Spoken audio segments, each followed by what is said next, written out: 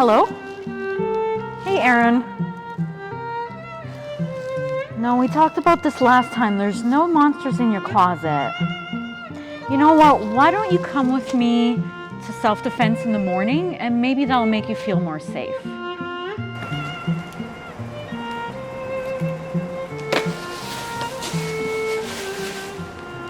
Hi, I'm Dave McKenzie. I'm the lead instructor with the Barrhead Judo Club. I'm also a self-defense instructor, and we're going to talk about self-defense today. Self-defense is actually things that we do every day in our life. Every time we stop at a stop sign, put our seatbelt on, check the water before we get into a shower, it's all self-defense because we do things to keep us away from getting hurt or injured. So self-defense that we traditionally know about is not getting ready to fight ninjas falling out of the ceiling. That's not really what it's about. The best self-defense technique is to avoid the situation altogether. And in order to do that, awareness is the biggest aspect of that. You need to pay attention to the things that are going on around you.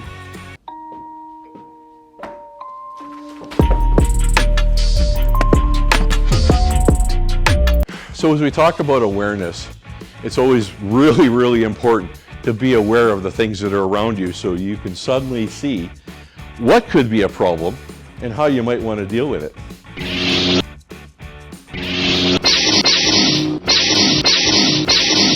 An area that we like to talk about, the reactionary gap, and it's the distance that you have between you and somebody else. So really, I want to make sure that I always have Judo Bear at least one arm length away. That way, I can always watch what the paws are doing, what the feet are doing, because that's the threat. That's where the danger is going to come from. And it'll give me a chance to react to that. And this distance here that we talk about is your invitation zone. Don't let anybody in there unless you're inviting them to be there. In maintaining your reactionary gap in your distance, obviously you may not have that opportunity to step back to maintain that gap. But what you can do is use some objects that you might have readily handy, like a chair. And now, for Aaron to get to Judo Bear, the distance hasn't changed, but now you have to get around this chair. You can use a chair, a table, a door, a hedge, a vehicle, somebody standing in the sidewalk for your own self-protection. Just keep it in mind. If you get confronted with a situation, try and get something between you and whoever's giving you problems. Okay, great. One of the techniques we wanted to talk about today is what I refer to as the evasion step. Now, if somebody suddenly lunges at you or grabs for you, unlike Hollywood, no one can stop a fist, right?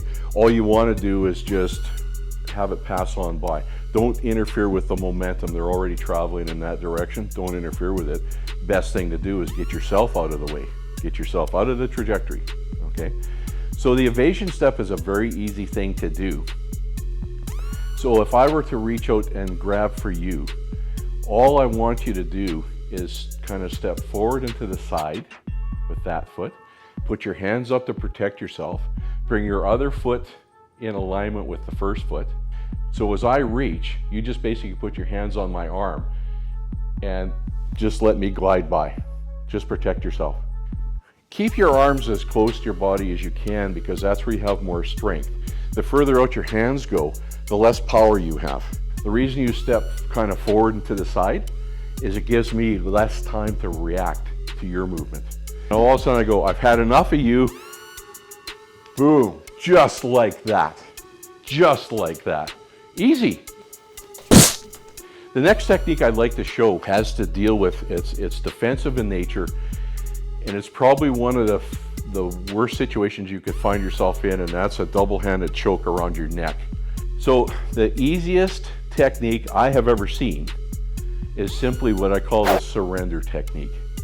So as you're standing again, facing on, the hands come around the neck, start to cause problems with you in the neck area. So you take your hands, you place some hand over hand on top of your head. And what this does is that if the bad guy starts to rock and roll and try and twist on your neck, both hands on your head help stabilize your neck so you don't get whipped around, okay? Now instead of just whipping your head around, it's your whole upper body that I'm trying to move. So it's going to tire me out, okay? The next thing you want to do is with one foot, just slide it behind the other foot. Very simple. Now what you're going to do is you're going to twist in place, just like that. Don't pull back and try and twist, because you're going to lose the leverage that you have by just twisting in place. That will pull that choke off. And as you turn, go slowly, you pull away from this hand, and this hand actually, you put me into a bit of a wrist lock, which is going to make me, there's pain, and I'll pull back from pain. So that'll make me pull my hand back. From that position there, you do what you have to do to get yourself to safety. Whenever you're dealing with somebody or you're having a conversation with somebody, you can very easily go into what we refer to as a defensive stance. It's a very natural stance, but it allows you to react to things very quickly. So Linda here is standing actually really well already with her feet kind of shoulder width apart. You might even want to put one foot just slightly back from the other, just a little bit, okay? Good bend in the knees, because that's where your balance comes from, is in the knees. The hands can then come up and just, not an aggressive way. I mean, if you go into this, it kind of sends a message, and you probably don't want to do that. No. But you can, at some point, right? But the hands coming up just so that they're, you know, like you're talking, right? Because immediately from this position, you can get the hands in an engagement. You can push them back. So keep the balance, keep the footwork, use the hands, and speak with a very calm demeanor. The speaking helps you breathe as well. And that's an important thing whenever you start to engage in a hostile situation, is to make sure your breathing continues. Excellent. Practice.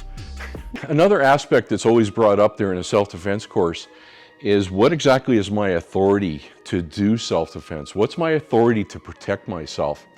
The Criminal Code of Canada allows you to use as much force as necessary to protect yourself. If you were to deal with your attacker and put them on the ground to the point where you can escape, but you don't, you jump in your car, you come back and drive over them a couple times, that's excessive and you're not allowed to do that. So you would be liable for that part of it.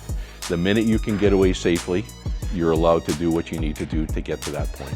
When you have learned some moves in self-defense, the important part of this is to continue to practice and practice and practice. And you don't necessarily need to have somebody to do the techniques on. A lot of times you can just do this on your own by replicating those body movements, like my friends are back here. Work as a team.